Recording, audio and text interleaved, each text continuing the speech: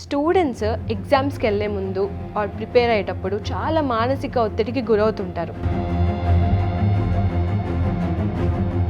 Corporate కాలేజెస్లో corporate స్కూల్స్లో కూడా చాలా ప్రెషర్ పెడుతుంటారు.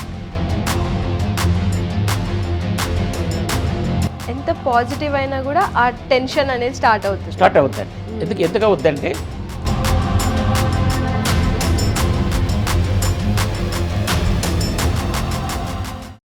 Hello and welcome to Telugu one health. నేను మీ కావేరి. ఫెబ్లో ఇంటర్ ఎగ్జామ్స్ వస్తున్నాయి, మార్చ్లో 10th ఎగ్జామ్స్ వస్తున్నాయి.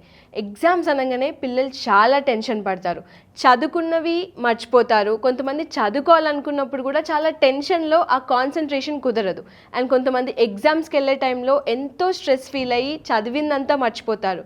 సో ఇలా ఎగ్జామ్స్ టైంలో కానివ్వండి, పిల్లలు చదువుకునేటప్పుడు చాలా స్ట్రెస్ ఫీల్ అవుతూ ఉంటారు. సో ఇవన్నీ పేరెంట్స్ కూడా ఎలా అడ్రస్ చేయాలి, వాళ్ళని చూసి ఎలా ఐడెంటిఫై చేసి ఎలాంటి కౌన్సిలింగ్ ఇవ్వాలి, కౌన్సిలింగ్ ఫ్రమ్ హోమ్.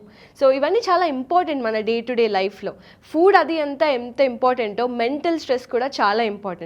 సో ఇవన్నీ డౌట్స్ ఎగ్జామ్స్ ముందు పర్టికులర్గా క్లియర్ చేసుకోవడానికి మన ముందున్నారు ఆనం సుబ్రహ్మణ్యం గారు, సీనియర్ సైకాలజిస్ట్. సో సార్తో మాట్లాడి ఇవాళ మన డౌట్స్ అన్నీ తెలుసుకుందాం. Hi sir. హలో, ఎలా ఉన్నారు? బాగున్నారు సార్. ఇప్పుడు ఎగ్జామ్స్ దగ్గరకు వస్తున్నాయి, మీకు తెలిసిందే చాలామంది మీకు అదే డౌట్స్తో వస్తూ ఉంటారు. సో స్టూడెంట్స్ ఎగ్జామ్స్కి వెళ్ళే ముందు ఆర్ ప్రిపేర్ అయ్యేటప్పుడు చాలా మానసిక ఒత్తిడికి గురవుతుంటారు. సో వాటికి కారణాలు ఏంటి, ఎందుకు అలా టెన్షన్ ఫీల్ అవుతారు? చాలా యూస్ఫుల్ టాపిక్ అండి. Yes sir. ముఖ్యంగా తెలుగు వన్ ఛానల్ వాళ్ళకి I want to convey my thanks. ఎందుకంటే ఈ ప్రోగ్రాం ద్వారా కొన్ని లక్షల మంది స్టూడెంట్స్ బెనిఫిట్ పొందొచ్చండి. నేను గత 25 సంవత్సరాలుగా కొన్ని వందల మంది స్టూడెంట్స్కి 1-to-1 కౌన్సిలింగ్ ఇచ్చాను, గ్రూప్ కౌన్సిలింగ్ కూడా ఇచ్చాను. చాలా స్కూల్స్ కాలేజెస్కి వెళ్ళి గ్రూప్గా ఎగ్జామ్స్ ముందు ప్రాబ్లమ్స్ ఎలా ఉంటాయి, వాటి నుంచి ఎలా బయటపడాలి, ఎగ్జామ్స్ ఎలా రాయాలి, ఇవన్నీ కూడా చక్కగా చెప్పానండి. 25 years నేర్పుతూనే ఉన్నాను. తర్వాత రిజల్ట్స్ చూస్తే వాళ్ళ పెర్ఫార్మెన్స్ ఎగ్జామ్స్ ముందున్న పెర్ఫార్మెన్స్ కంటే 10% to 25-30% ఇంప్రూవ్మెంట్ మేనేజ్మెంట్ వాళ్ళు నోటీస్ చేశారు. ఓకే, కాబట్టి పేరెంట్స్, టీచర్స్, స్టూడెంట్స్ ఈ ప్రోగ్రాం మళ్ళీ చూసి దీంట్లో చెప్పిన విషయాలు కనుక చక్కగా ఆచరిస్తే మంచి పెర్ఫార్మెన్స్ తీసుకురావచ్చండి స్టూడెంట్స్. తర్వాత మీరు మానసిక ఒత్తిడి అన్నారు. పరీక్షలు దగ్గరయ్యే కొద్దీ ఈ మానసిక ఒత్తిడి అనేది న్యాచురల్గా వస్తూ ఉంటుంది. బాగా చదివిన వాళ్ళకి వస్తుంది, చదవని వాళ్ళకి కూడా వస్తుందండి. చదవని వాళ్ళకి ఎందుకు వస్తుందంటే ఇప్పుడు రకరకాల ఆలోచనలు మన బ్రెయిన్ క్రియేట్ చేస్తూ ఉంటుంది. అంటే ఒక్క పాయింట్లో చెప్పాలంటే మానసిక ఒత్తిడి అనేది స్టూడెంట్స్కి కానీ పెద్దవాళ్ళకి కానీ ఆలోచనల వల్లనే ఒత్తిడి వస్తుందండి. ఇప్పుడు ఇంతకాలం నేను సరిగా చదవలేదు, పరీక్షల దగ్గరికి వచ్చిన 10-15 days ఉన్నాయి.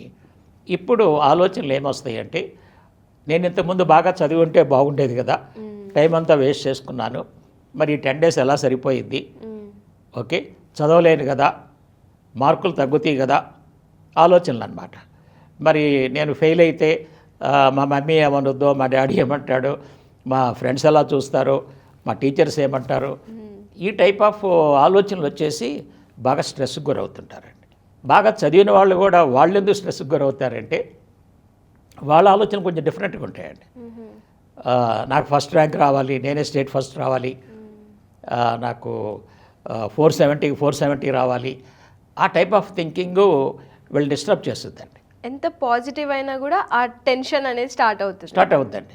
ఎందుకు అవుద్దంటే మరి 470 రావాలి అంటే చదివినన్ని గుర్తుకు రావాలి కదా. ఓకే, మరి పేపర్ ఈజీగా వస్తుందో టఫ్గా ఇస్తారో, నేను రాయగలుగుతానో లేదో, చదివినన్ని గుర్తుకు వస్తాయో రావో, ఈ ఆలోచనలతో వీళ్ళు డిస్టర్బ్ అవుతుంటారండి. దీనికి తోడు పేరెంట్స్ ప్రెషర్ యాడ్ అవుతుందండి. వాళ్ళు ఏమంటారంటే చూసావా నువ్వు లాస్ట్ టైం మా అన్నయ్య గారి అబ్బాయికి 470 వచ్చింది, నీకు కూడా 470 రావాలి అని చెప్పేసి ప్రెషర్ పెడుతుంటారండి. వాళ్ళ వల్ల కూడా వీళ్ళకి ఒత్తిడి జరుగుతుందండి. అదేవిధంగా కార్పొరేట్ కాలేజెస్లో కార్పొరేట్ స్కూల్స్లో కూడా చాలా ప్రెషర్ పెడుతుంటారండి. నువ్వు టాప్ ర్యాంకర్వి, నువ్వు ఒక్క క్వశ్చన్ కూడా వదిలిపెట్టడానికి వీల్లేదు, ఈ టైప్ ఆఫ్ థింకింగ్ పెట్టే తెలికే వాళ్ళలో కుదిరినటువంటి స్ట్రెస్ బాగా బయలుదేరుద్దండి. ఈ స్ట్రెస్ పరీక్షల దగ్గరకు వచ్చే కొద్దీ ఈ స్ట్రెస్ వలన కొన్ని హెల్త్ ప్రాబ్లమ్స్లో పడుతుంటారండి.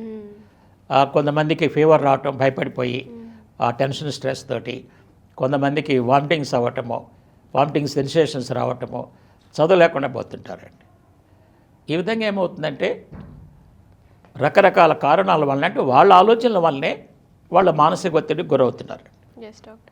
సో ఇప్పుడు మీరు అన్నట్టు ఈ స్ట్రెస్ కానివ్వండి, ఫియర్, ఈ టెన్షన్, ఇవన్నీ ఎగ్జామ్స్ ముందు రాకుండా ఉండాలంటే పిల్లలు, పేరెంట్స్ తీసుకోవాల్సిన జాగ్రత్తలు ఏంటి? అది చాలా ఇంపార్టెంట్ అండి. ఇది ఇప్పుడు మనం తెలుసుకుంది ఏంటి, ఆలోచనల వల్లనే స్ట్రెస్ వస్తుందని మనం తెలుసుకున్నాం. Yes doctor. ఇప్పుడు మన ఆలోచనల ద్వారానే ఆ స్ట్రెస్ రాకుండా చూసుకోవచ్చండి. ఓకే. ఇప్పుడు బాగా చదువుకున్న వాళ్ళు కానీ, ఒక మాదిరి చదివిన వాళ్ళు కానీ ఇప్పుడు ఎగ్జామ్స్కి వెళ్తున్నారండి. వాళ్ళలో ఉండాల్సిన ఫస్ట్ ఆలోచన ఏంటంటే, నేను చదవగలిగినంత వరకు చదివాను, అంటే ప్రిపేర్ అవ్వగలుగుతారు, ప్రిపేర్ అయ్యాను. ఇప్పుడు ఎగ్జామ్కి వెళ్తున్నా. ఇప్పుడు ఆలోచనలు ఎలా ఉండాలి అంటే, నేను పరీక్షకి వెళ్తాను, క్వశ్చన్ పేపర్ ఇస్తారు, నాకు తెలిసిన ప్రశ్నలన్నింటికీ చక్కగా సమాధానం రాస్తాను, తెలియని ప్రశ్నలకు చివరిలో ఊహించి రాస్తాను. ఈ రెండు ఆలోచనలు పెట్టుకొని ఎగ్జామ్కి వెళ్ళాడు అనుకోండి, ఇప్పుడు టెన్షన్ ఏమైనా ఉందా? ఒక క్లియర్ క్లియర్ పిక్చర్ అనమాట. ఏమంటున్నాము, క్వశ్చన్ పేపర్ ఇస్తారు, దాంట్లో తెలిసినవి ఉండొచ్చు, అన్నీ తెలిసినవి ఉండొచ్చు, కొన్ని తెలియనివి ఉండొచ్చు, ఏదన్నా పర్వాలేదు. ఎప్పుడైతే తెలిసినవి మంచిగా రాస్తానో, తెలియని ఊహించి రాస్తానన్నారో అప్పుడు ఇక్కడ టెన్షన్ ఉండదండి. టెన్షన్ ఎప్పుడు వచ్చిందంటే, సపోజ్ వాళ్ళు ఎగ్జామ్కి వెళ్తున్నారండి. ఇప్పుడు కొంతమంది ఎలా ఆలోచన పెట్టుకుంటారంటే, సపోజ్ ఈరోజు 70 మార్క్స్ పేపర్ అనుకోండి, నాకు 70కి 70 రావాలని ఆలోచన పెట్టుకొని ఎగ్జామ్ హాల్కి వెళ్తారు. క్వశ్చన్ పేపర్ చదివాడు, దాంట్లో ఒక 2 మార్క్స్ క్వశ్చన్ తెలియలేదు అనుకోండి, ఇప్పుడు 70కి 70 రావు కదా, రావు. టెన్షన్ స్టార్ట్ అయిపోయింది, ఇప్పుడు స్టార్ట్ అవుద్ది అనమాట. అందుకే నేను చెప్తానంటే, మీరు ఎగ్జామ్కి వెళ్ళేటప్పుడు నాకు ఇన్ని మార్కులు రావాలి అనేటువంటి ఆలోచన పెట్టుకోబాకండి. మీకు టార్గెట్ ఎప్పుడు ఉండాలంటే, ఇయర్ బిగినింగ్లో ఎగ్జామ్స్కి మీరు స్టడీస్లో ప్రిపేర్ అవుతున్నప్పుడు అప్పుడు టార్గెట్ పెట్టుకోండి. అంతేగాని ఎగ్జామ్కి వెళ్ళేటప్పుడు కానీ టార్గెట్ పెట్టుకున్నారంటే ఆ టార్గెటే మీకు టెన్షన్ క్రియేట్ చేస్తుందండి. కాబట్టి best presentation of answers to known questions, తెలిసిన ప్రశ్నలకు చక్కగా సమాధానం రాస్తాను, తెలియని వాటిని ఊహించి రాస్తాను, ఈ ఆలోచన పెట్టుకున్నాడు అనుకోండి, ప్రశాంతంగా రాయొచ్చండి. తర్వాత ఇంకోటి చేయాల్సింది ఏంటంటే, టెన్షన్ లేకుండా ఉండాలి అంటే, ఈ క్వశ్చన్స్కి ఆన్సర్ చేసేటప్పుడు 2 మార్క్స్ క్వశ్చన్స్కి ఎంత టైం పెట్టుకోవాలి, 6 మార్క్స్కి ఎంత పెట్టుకోవాలి, 10 మార్క్స్కి ఎంత పెట్టుకోవాలి, ఈ టైం ప్లానింగ్ ముందుగా చేసుకోవాలండి. ఇప్పుడు సపోజ్ ఇంటర్ ఎగ్జామ్స్కి ఒక 10 days టైం ఉందండి. ప్రతి పేపర్లో ఒక డిఫరెంట్ టైప్ ఆఫ్ క్వశ్చన్స్కి ఎంత టైం అలాట్ చేసుకోవాలి, ఆ టైం ప్లానింగ్ కనుక ఉంటే ఎగ్జామ్ రాసేటప్పుడు ఆ టైం ప్లానింగ్ ఫాలో అయితే మీకు ఎటువంటి టెన్షన్ స్ట్రెస్ రాదండి. లేకపోతే టైం ప్లానింగ్ లేకపోతే ఏమవుతుందంటే, ఒక్కోసారి 10 మార్క్స్ క్వశ్చన్ తీసుకొచ్చి 2 మార్క్స్లో పడేస్తారు. ఇప్పుడు ఆ 10 మార్క్స్ చదివిందంతా ఇక్కడ రాశాడు అనుకోండి, చివరి క్వశ్చన్స్కి టైం చాలదు, అప్పుడు టైం ప్రెషర్ అవుద్ది అనమాట. ఎప్పుడైతే టైం ప్రెషర్ అవ్వద్దో చదివి గుర్తుకు రావండి, ప్రెషర్లో బ్రెయిన్ యాక్సెస్ చేయలేదన్నమాట. సో అందుకని నేనేం చెప్తున్నానంటే, మనం పరీక్షకి వెళ్ళేటప్పుడు మన బ్రెయిన్ని ప్రశాంతంగా, అంటే కామ్గా ఉంచగలగాలండి. కామ్గా ఉంచితే ఏమవుతుందంటే, ఇది రీకలెక్షన్ మంచిగా చేస్తుందండి. అదే మీరు డిస్టర్బెన్స్లో ఉన్నారనుకోండి, రీకలెక్షన్ ప్రాబ్లం వస్తుందండి. ఓకే. అందుకని మన ఆలోచనలో ఎటువంటి డిస్టర్బెన్స్ క్రియేట్ చేయకుండా ఉండాలన్నమాట.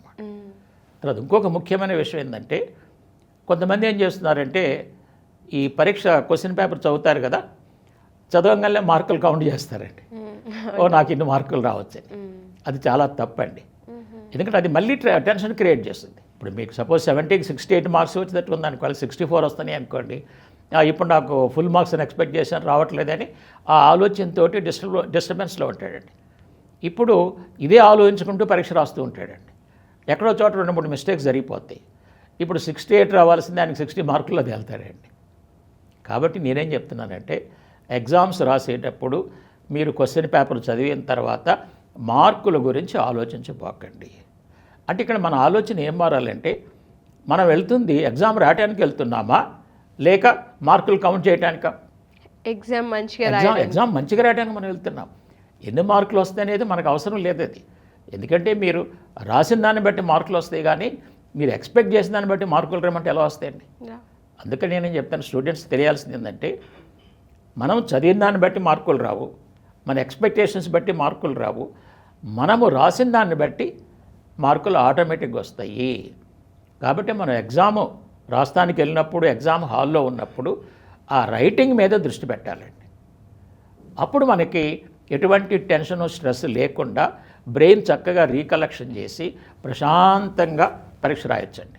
Yes doctor. తర్వాత ఇంకొక ఇంపార్టెంట్ ఇదేంటంటే, ఎందుకు బ్రెయిన్ డిస్టర్బ్ అవుతుందంటే పరీక్ష రాసినప్పుడు చాలామందికి కాన్సన్ట్రేషన్ ఉండదండి. అటు ఇటు చూస్తుంటారు, అతనట్లా రాస్తున్నాడు, ఇతనట్లా రాస్తున్నాడు, అట్లా డైవర్షన్ అవుతుంటారు. వాళ్ళు ఇంకో అడిషనల్ తీసుకున్నారు, అప్పుడే ఆ టెన్షన్ స్టార్ట్ అవుతుంది. హాఫ్ అన్ అవర్లోనే అడిషనల్ తీసుకున్నాడు, నేనే ఇంకా సగం కూడా కంప్లీట్ చేయలేకపోయాను.